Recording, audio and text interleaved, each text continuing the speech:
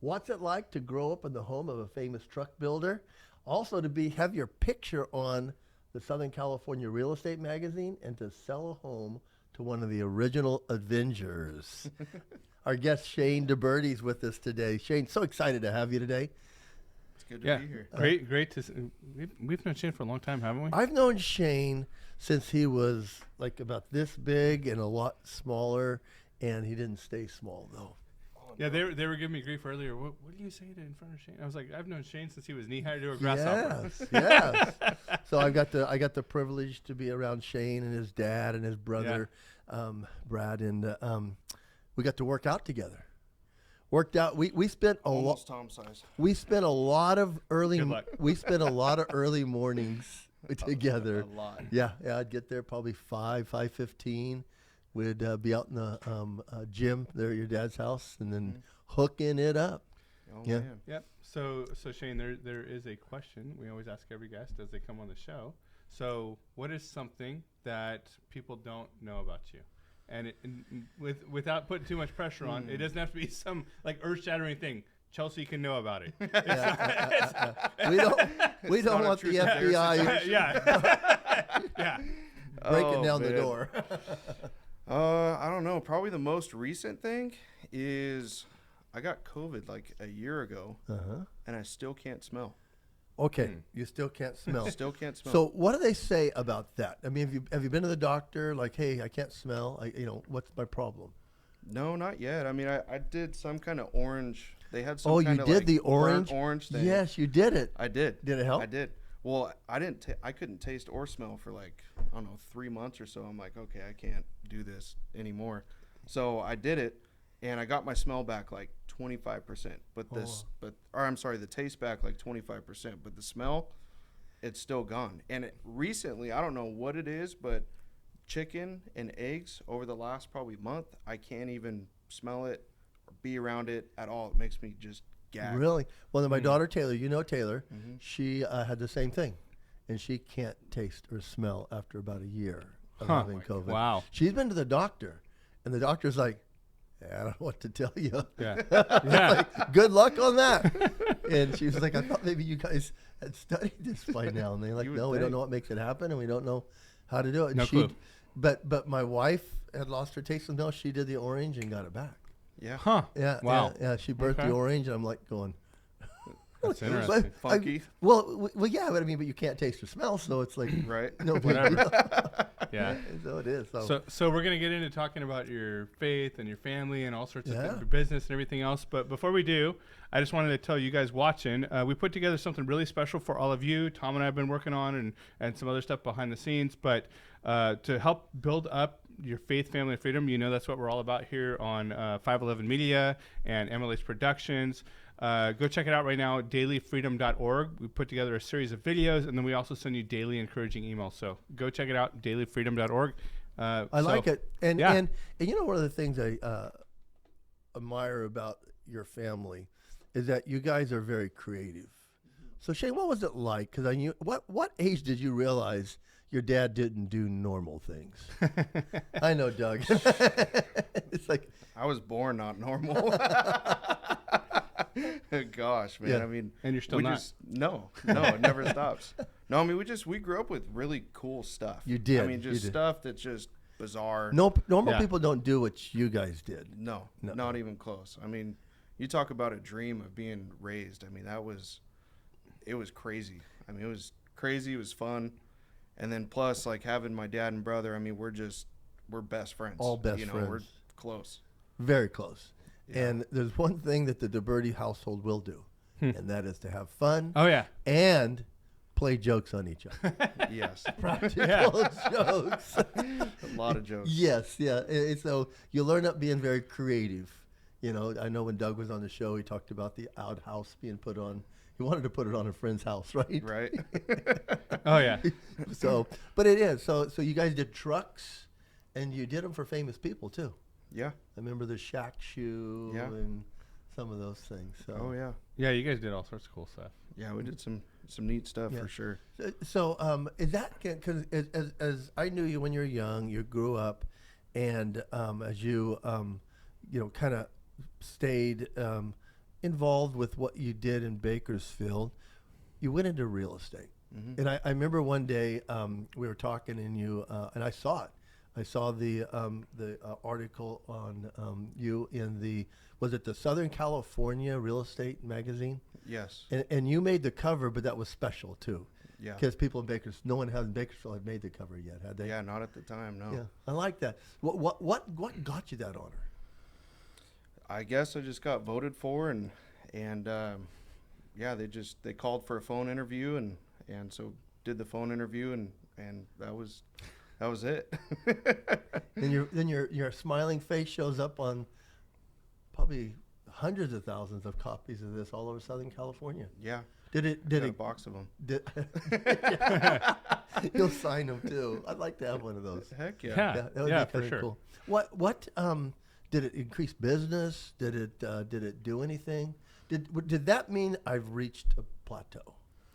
I mean, I thought it was a pretty neat accomplishment, and plus it was cool to be able to offer something like that at listing presentations and just a cool marketing piece. It's just kind of, it's neat. It's different. It's not something you see different. normally every day. It's different. Well, and as you kind of walk down the road with real estate, I know that you had a couple moments, and I think you and I talked about it with your faith. Yeah. And just in that, and I think one of the things that our audience always likes is, how do you incorporate maybe business, which real estate would be more of a secular business, even though you get to talk to Christians and people of all kinds of faith. How did you interject it? Real estate's a hard business. It's very hard because it's very time consuming. It's very challenging. You constantly want to pull your head out. It's like, gosh, but Deals closing, but not closing. yeah, And stuff falling out of escrow. You'll have 1 week where you're like, oh, we just opened 5. Oh, we just lost 4 of them. Yeah. So I mean, it's a cool business. It's stressful. It's hard because it's one of those businesses that it's super time consuming. So you get out what you put in, and obviously my family's background, we're drivers, right? So it's hard to cut things away. So it was pretty easy, sadly, to lose your walk with God for sure. I mean, it just, you get busy and you're like, man, I don't have time for it, and you try to make time for it, then everything else happens. So it's hard, but being surrounded by the right people is true. huge. Absolutely. I mean, that's big time for sure. So you got real estate, but then you got some other businesses going on too. Well, before we go there, Okay. Mr. Harvey, I'm jumping ahead of you. you are. Well, if we're keeping on track here. Probably need to He's do our that. producer, and he wants us to stay on track, but he just tried to get us off track. He just had a Red Bull. Yeah. I Yes, we're promoting caffeine and water, but so how did this work? I'll never forget the day that your dad called me, say, hey, one of your old bodybuilding friends, I think is looking at my house, and I go, really? And I, when we handed it around, he told me the guy's name. How did that call come about? Because it came to you, right? Yes. The phone call came to you. How'd that call come about? Well, it was my listing, obviously, and I got a call from an agent, and he wanted to see the house. I said, well, if you don't have your proof of funds or any kind of backing, then you're not seeing nothing. And so he's like, well, my guy's pretty legit.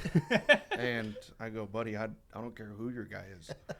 And then he's like, well, it's this guy, confidentially. And I went, wow. He's okay. He's got the backing. I'd say we're good. Yeah. But the most bizarre deal was we were in the house, and I was showing him the property, and the guy basically says, okay, well, let's do this deal. Let's negotiate it. I'm like, okay, this is a first. So I went down to the shop, grabbed my dad, and we literally negotiated that whole transaction in the kitchen. Shook hands on it at the end, and both went our ways. Yeah, It was cool. bizarre. First I've ever seen that. I know your dad, and he became pretty close friends. Yeah, they did. Yeah, they did. Can we say his name? Mm-hmm. Yeah. You can say it. Or Lou Ferrigno, one of the original Avengers, the Hulk. I mean, I got to know Lou in bodybuilding, but he got famous on a television series in the 80s, 90s called The Incredible Hulk. Yeah. And I think he's done a cameo. I watched that when I was a little kid. I think he did too. And you got to be there and do a house deal with Lou. Also, wait a second. Yeah, he's a big dude. He's huge. And even now, he's 70 years old and still in great shape. Oh yeah. Yeah, still in great shape. Yeah. I like the side that your dad always presents, because nobody impresses your dad. Yeah. I mean, that's just that's hard. It is. It's hard. With Doug, and I remember like it was business for Doug. Yeah. You know, and I know Lou ended up with a real close relationship with your dad, and you guys had some fun stories. Just in doing that deal. Oh yeah. So was that a pretty complex deal, or? It was pretty complex. There was definitely there was a lot that just happened because it was the timing. You know, it was us having to close the deal and plus the move to North Carolina. I mean, there was just a lot, and plus, you know, Louis had to move there, and we were trying to figure everything out. He had to sell his house. Lou had to sell a house. Uh-huh. Yeah, I mean, it was just there was a lot of moving parts for sure. It was funny because it became a big deal in the LA Times. Yeah, they said, you know, actor Lou Ferrigno bought a really nice house. Oh yeah, in Rio Grande. Yes. Yeah. So you sold the house that he moved into. Yes. So Lou bought my dad's house. Oh, okay. That's yes. what. Okay. Got it. Anytime you get into a Doug DeBerti or Shane DeBerti or Brad DeBerti deal, there's always going to be moving parts and fun. Yeah. Yeah. I remember I told your dad one time he had called me, and he called me on a Saturday going, I'm going to get a old style money counter. He did. I go, where are you going to buy that at? He goes, I don't know, but I'll find one. That's funny. But it's just that's to me the funness when you see the whole family with the DeBertis is that each one I think is gifted. Even your mom. I mean, your mom's the spiritual rock for the family. Oh yeah, she is. But when you see each one of them, they're all having these different giftings. And to watch them all kind of integrate at the same time is pretty cool. Yeah. Yeah. It is. So did that take a really long time to do that whole deal? It took about probably a week and a half just to structure it. Uh-huh. So there was just a lot of kinks and a lot of different things that needed to be worked out that were challenging. Lou's not in a conventional business. You know, I mean, you know, I think one of his biggest things is personal appearances at Comic Cons and things like that. I mean, it's just a big part of it. I mean, he still has celebritism in bodybuilding, but a lot of the older guys in bodybuilding didn't make their money from bodybuilding. It was some of the things they did afterwards. Right. And of course, Lou's was the Incredible Hulk. And, you know, I mean, there again, I mean, just his time with that. I think he's appeared as a cameo in every Avenger since. You can always see him someplace, a security guard, or somehow he's usually interacting with the new. I think they've had a couple Incredible Hulks. Right. Yeah. So did you get a lot of attention from doing that, or how did that impact your real estate career? Like, did you get a lot of more people looking at you from that? Well, as soon as it closed, my phone, blew up for about a month. I think from every news network. That exist. Right. But I mean, everything was very private and confidential, highly confidential, obviously. But you know, there's so much stuff with internet now. You can find anything about anybody. So I agree. I like it. Yeah, I mean, it was a neat recognition deal for sure. I mean, it wasn't something that was it closed and all of a sudden a flood of business came through. It wasn't like that at all. But it was just neat. Because as people would hear, you know, Shane DeBerti or Divine Properties, it kind of tiered it up. You know, it made it more elegant. That's cool. So tell us about, because one of the things that I see that you've learned from your dad is to be creative, to be passionate, and to be driven. You know, to believe. Would you sum it up, Shane, like being driven in something? I see that with your family. Your dad believes in hard work, commitment. He's a man of his word, and I think as I've known you, Shane, I've seen those same traits in you. I really have. I mean, it's just, you got a great wife, got great kids, and I see you carrying on some of that same traditions. Yeah, my dad, growing up with him was crazy. It was fun. He had all the coolest toys. A blast, but he was very. We worked for everything. I mean, we had everything, but we worked for it one way or another. There's days that I'd be running out to the shop because I'm excited to hop on my dirt bike and drive to my buddy's house to hang out for the day, and Dad's out in the shop sweeping. You don't even ask. You just go get a broom and start sweeping with him. There's just so many different, his whole thing was we work together, we play together. And that's just how we were raised. Everything was what's a problem, what's a fix. There was no drama allowed in our house. That's true. If we got in trouble, we'd handle it, and we'd have to come back out of the house happy. Like that was how we were raised. Now, do you find that affecting how you were raised? Is that some of the things that you've incorporated? Have you done kind of a hybrid plan? Because as you're out there and maybe you're watching the show and you've got kids and you've got things like that. I mean, you may be having a tough time because as you have children. I mean, having children. Mike, you've got kids. I've just got one married. Isn't an exact science. It's more of an art work, right? It's hard. Yeah, it's really hard. But I mean, we were raised happy. Like drama wasn't allowed. Being upset wasn't allowed. Like nothing was allowed. It was always, everything was fun. We never dwindled on nothing. It was, it's a good way to be raised. And plus we were growing up competitive. That. Oh, of man. all people. So, and it didn't matter the age. I mean, it was, if we beat him at checkers, it was earned. Like I don't think I beat him at checkers until I was like 15. Mike, we were training in the gym, and I think Doug and they were getting ready to move over to the coast. And I told Doug, as he was like, hey, Shane and I are going to keep working out. Brad and I are going to keep working out. I go, Doug, let me give you a piece of advice, if you'll take it. I go, don't try to keep up with Shane. Do you remember when I told him that? Yeah. I go, he's big and strong, and he's going to hurt you. And so then I remember, let's say fast forward a year, I get a call from Doug. He goes, hey, I'm having shoulder surgery tomorrow. And I go, Doug, you earned that in the gym. He goes, yeah, I don't know why, but Shane came in the gym and I said, hey, let's do this. And was it you that grabbed the 100-pound dumbbells? They were 115s. 115 dumbbells. And you just popped them off. Yeah. And your dad told me, he goes, I saw that and was like, I got to put up. And he got down there and it jacked his shoulder. Oh, yeah. Yep. Blew it out. He got 6 reps, so I was impressed. I was all dang. That's impressive. Well, yeah. I just know Doug, he just won't stop. Oh. But the thing that stopped him was the injury. And you guys are just so strong. You just got that OG strength. It never goes away. We had fun. I'm counting down the years for me to have that. I'm like, am I there yet? Not yet. But there again, it's part of it. Shane, bring us up to date what you do now, because I know you probably. I mean, I could talk to you, and you've started a successful company, and then you sold it.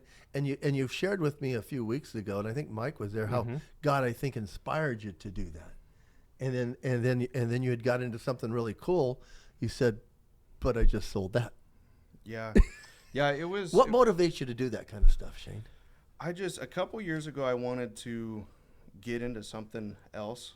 And I had a friend of mine that, one of my best friends, we got together and we're like, all right, let's start this business. Let's do it together. And so we did. And we were just pushing and making things happen. And it was hard. It was a pipeline company and it was difficult. But we're like, okay, let's chase pipeline. And at this time, as I was hitting my Bible studies with you regularly and actually reading and getting back involved.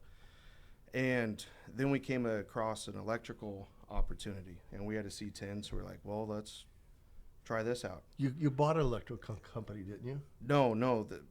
long story short is someone ended up passing away, unfortunately, and had all these open contracts. So we were just right place at the right time. And so we're like, okay, well, we have the C10.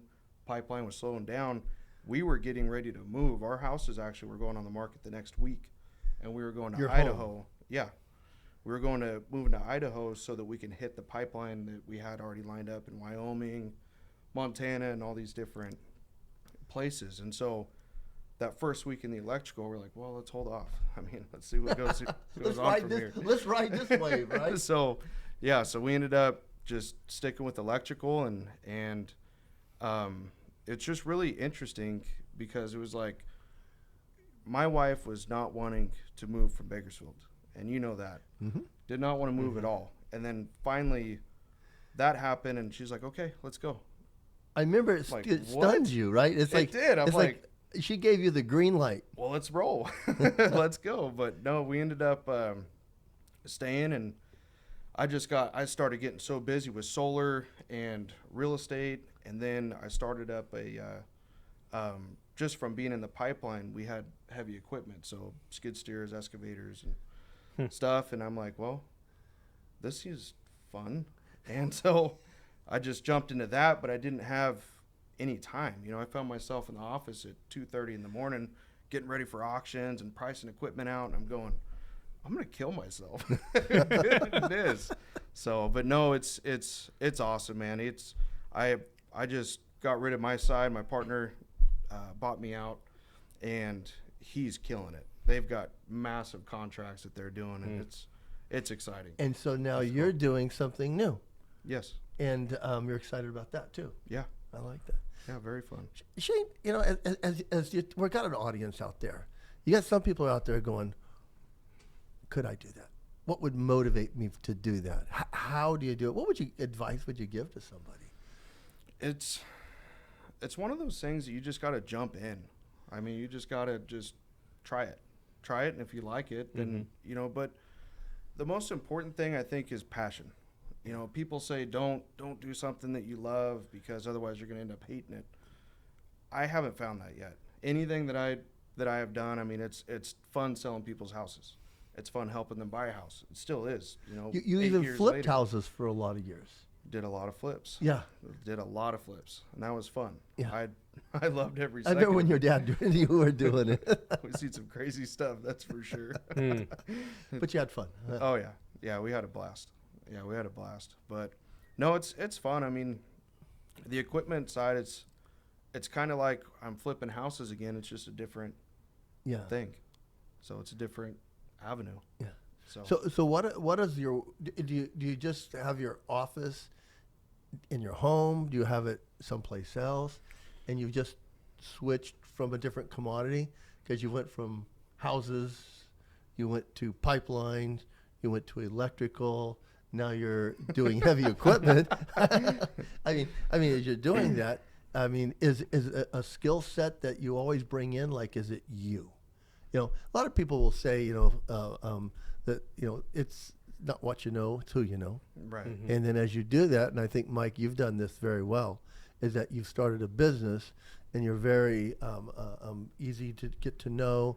You're very kind of comfortable to be around. Yeah. And you see that go into your business world too. Yeah. So how do you see that work out for you, Shane? It's my dad taught me. I mean, he's hammered business into my head since I was probably 12. Yeah. So probably sooner than that. Probably. But no, I mean, one thing that he told me that stuck with me is a lot of people say like, oh my gosh, you need to practice on the things that you're not good at and get better at them. But he was polar opposite. It was hire out the stuff that you're terrible at. Yes. Just admit it. You're terrible. You suck. Get over it. And focus on what you're good at and be the best at it. And that was just how I'm terrible with paperwork. Is there any one skill you say like you have to be successful in business? Like things that you have to have? Skills. You got to be determined. Yeah. Determination's probably the biggest thing. You got to have a drive. There's certain people I feel that I mean there's a lot of people that can own businesses, but there's a very small percentage of people that can make the business work. Mm-hmm. So I think that's the hardest thing to do. I mean, even in the pipeline business, that was a whole nother, I wasn't raised around it. Yeah. I know. How did you learn that? By just digging in? No, my partner, the guy is the smartest person. Give me a shout out. Ever. Curtis Doyle. He is one of the smartest guys that I've ever met in my entire life. I mean, I just ask him something, he's all, blah, blah, blah, blah, and I'm going, how do you know that? So it's about random stuff. So was that something where you surrounded somebody with something that you didn't know, and they had that knowledge, and exactly. And together you two took off? Yeah, because I know business. I understand business. He's the operations. He knows operations, and the guy's a machine. I mean, he'll outwork anybody that I know. He's a tank. Mm-hmm. But, you know, I think that could fit into our audience. The Bible says, and I think Mike and I talk about it, everyone's got a different gift. Yeah. Especially in the spiritual realm. And don't envy somebody else's gift. Just take yours and put it in and work at it hard, and then trust that they're going to do the same thing. Mm-hmm. Yeah. I think that's a big part of being in business of any kind, whether it's with partners or whether you have a team that you hire or whatever, is learning to trust people. Yeah. Right? Oh, yeah. Yeah, big time. I mean, you got to be able to lean on each other, you know, and help each other. And the more you can identify what you're good at and what your partner's not good at, you know, you help them in the areas that they're weak, and you put people in those positions. Like me, you set me out on a pipeline. I mean, I've done a few pipelines with the crews, and I find it fascinating. I'm like, this is awesome. I'm sure if, you know, that's what you do every day, it's probably not that fun. But to me, I'm like, this is cool. Just like the mechanisms and the mechanics of it. Oh, yeah. Yeah, we were capable of it, but we never did steel. And we did everything that was all PVC and HDPE. So it's like when you fuse, it's like you're welding plastic together in like this giant like waffle iron. It just cool. Like it's so different. It is so different, but cool. It was a neat learning experience. Like I loved learning it. Well, sure. Shane, you being young like you are still, I can imagine what the future holds for you. Give us an idea how your faith, because I know that's something that was important to your mom and dad. You know, one of the things I've always appreciated from the view of maybe the ministry looking in is a family. And the one thing your dad is, and we've even talked about it quite at length before, he's not up there running up the Christian flag. But there's certain things in him and your mom that drive the family. Right. You know, and you could catch it if you tune into one of your dad's shows. Your mom's praying. Yeah. You know, there's this element of faith that's kind of behind there. I remember being at a church board meeting one time, and the guys were sitting there, and the question was asked, how'd you get here? It's true. So there's about 9 guys, and they're all saying, well, I was invited here by Doug DeBerti. That was the first person. The next person came up, I was invited to church by Doug DeBerti. So 6 out of 9 people were invited to the church by your dad, ended up on the board. I mean, it was that kind of a thing where, you know, we're all sitting there going, holy smokes. Yeah. You know, that's kind of cool. Because, you know, it's something your dad believes in, but he may not go out there and just wave the flag and say that. And I think, Mike, you have that same opinion. Oh, yeah. Well, I've always kind of had the way I say it, it's kind of metaphorical more than anything, but I'm never going to be the guy that puts a fish on my business card, because if I have to put it on my business card for people to know that, then there's already something wrong, right? Right. And so as that, tell us how it affects your household. Well, you married a good, strong Christian girl. Oh yeah, I remember that. Yeah, she definitely. She was raised right. Yeah, for sure. Yeah, her family is incredible. Dad's a business owner, so that was easy. It was easy because it's like, hey, I got to work until 4 a.m. tomorrow. She's like, okay, I get it. Yeah, I was raised that way. It's just it's nice, but no, I mean it's cool because she's always been the one that's always like, we need to go to church, we need to do this, and she's always pushing. She's always pushing for it, and it's awesome. Yeah. I love I love having that. And then same thing is when it came to disciplining the kids, we implemented something that was really cool. Like once we're done disciplining the kids, then I pray with them. Like that's when it's all done, it's all good, and we pray about what it was and pray that God helps us work on that. Kind of makes sense out of it because the Bible tells us He disciplines us, and it has a earthly advantage, but also a spiritual advantage to it. So you give the kids like, hey, this is why. Yeah, Mom and Dad love you. So yeah. My dad always, gosh, whenever I'd go, like if I got spanked, that was like the worst thing on the planet. Yeah. He would always say, I'm doing this because I love you.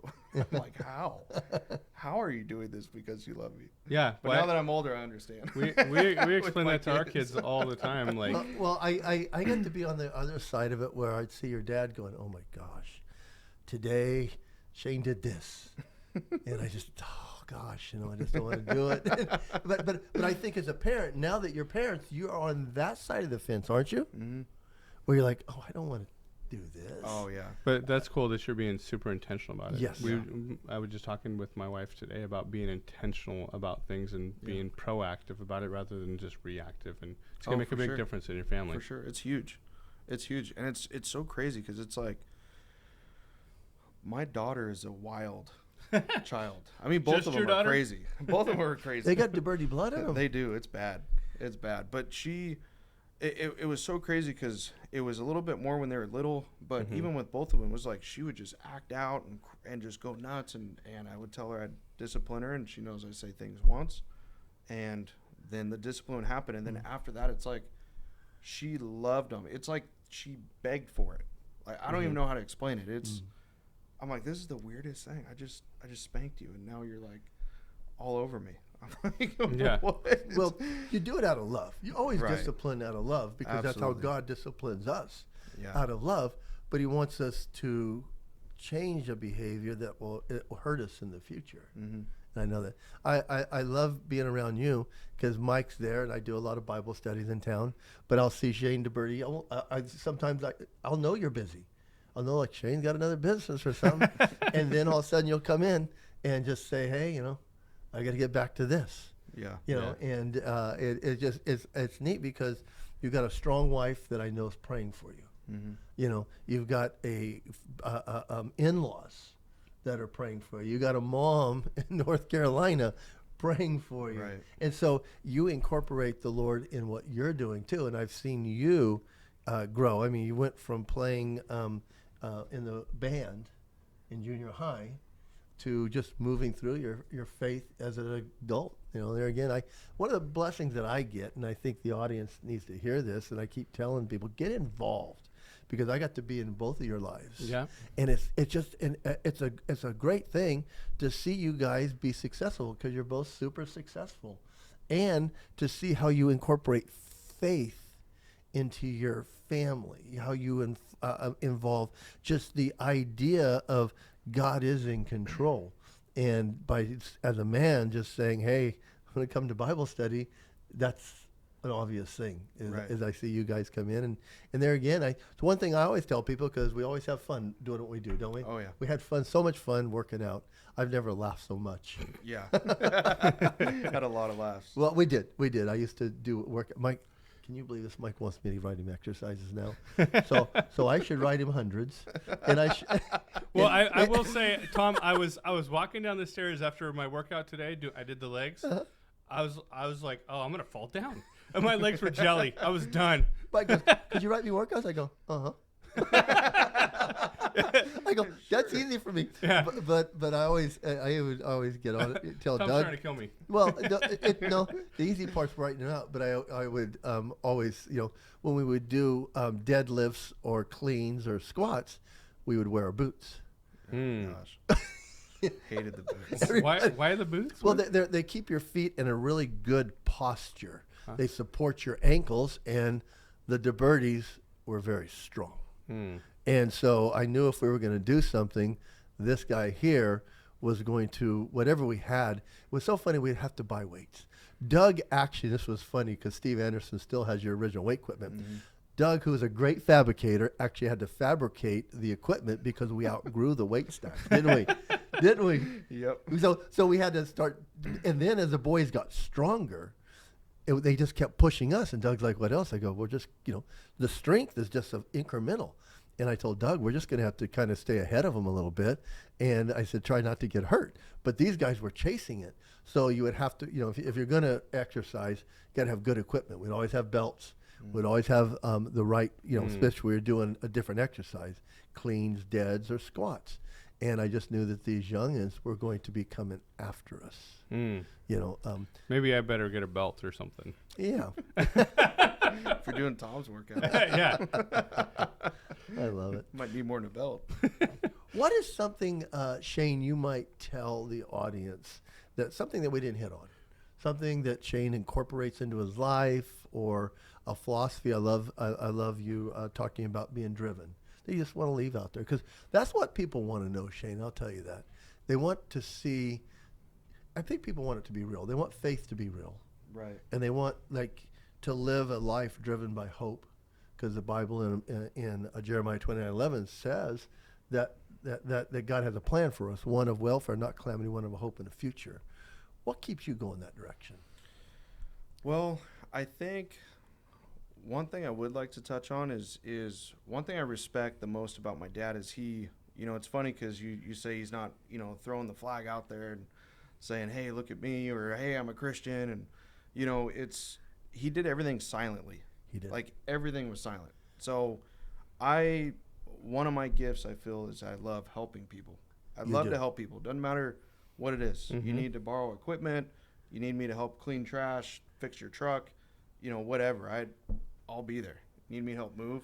I don't like those calls, but I'll show up. The older you get, the But less you're But gonna I do it silently, just like my dad does. And I think that's probably one of the coolest things ever is people that just move silently. It's not the, look at me and, The Bible says that, actually. It says, Shane, when you're out there and you're praying or giving alms, do it kind of indiscreetly. Yeah. So your Father in heaven sees you and you're not getting all the public accolades. Yeah. So I like that. I like that. Well, Mike, Shane, you got a responsibility here. And we actually like to support Lucky's Rescue. And if you're out there, and I know you can see one of our tabs, that we're down there. We're excited about being here with Shane DeBerti today. But we also have a dog that you could possibly adopt and bring into your family. So the dog is Tallulah. Mm-hmm. You'll get to see a picture of Tallulah on the screen. Let me go ahead and read this. I'm terrible at reading. I'm terrible at it. That's why I didn't even come close to college. That's a whole other subject. You don't have to Tallulah. go to school to be successful. You don't have to. Tallulah is about a year old, very energetic, very, very sweet. She gets along great with dogs of all sizes, but does not like cats. So Oh, keep we her gotta- away from those. Another cat one. Yes. And then it also says "at all," so let's At all. go ahead and finish that one up. Underline, highlight, bold. So if you're Not a cat cats. lover, Tallulah is for dog lovers. So not Tom's house. Yeah. Tallulah is very affectionate and absolutely loves to snuggle, or as my son would say, nuggle. I love when kids do that, because I'm yeah. telling Shane, when they turn 23 and 26 like mine, you still love those words. Oh, yeah. Oh, man. Uh-huh. Yeah, you still love them. Yeah. She is so happy to see her foster mom when she gets home from work that it takes her a minute to calm down from extreme, unfathomable joy. But once she does, all she wants to do is be by her side and be loved on. So if you I'm shocked that I even sounded that one out. you did, Shane. Unfathomable. You Good rocked job. it. Wow. My A dad's for going to be reading today. impressed. Doug. We got to do a part 2 on part 3 on Doug. Yeah. He was our first part 2 ever. Yes, he was. Just don't get all of us in the same room together, me, Dad, or Brad. 'Cause we're like a bunch of uncaged animals. Challenge accepted. Yes. Yes. We're gonna do it. Yes. We might have to go to North Carolina for that one. One of the producers said that one time. Did they? Yeah, I came to the beach and we were going all crazy, and the guy goes, "You guys are like a bunch of like untamed animals when you get together." Oh, that's funny. It's funny because your dad talked to me about some of the outtakes from the shows. Oh my gosh.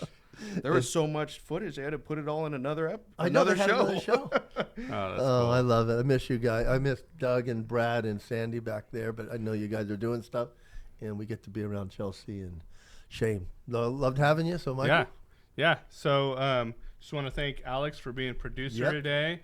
Obviously, thanks Shane for being here. Tom, Nathaniel Tweed for being our supervising producer. Creative consultants Taylor and Tessa Touchstone. Thank you to them. Joanna. It's a new name. Tessa Jimenez. Sorry, Tessa. Please forgive me. Tessa married. Jimenez. Yikes. Tessa Jimenez. Yes. And Joanna Connell for helping on today's show. That's all we have. It is. Hey, glad you guys joined us today for Shane DeBerti's episode. Love having you, Shane. It's always a pleasure. Yep. Yep. So you guys have a great day. God bless.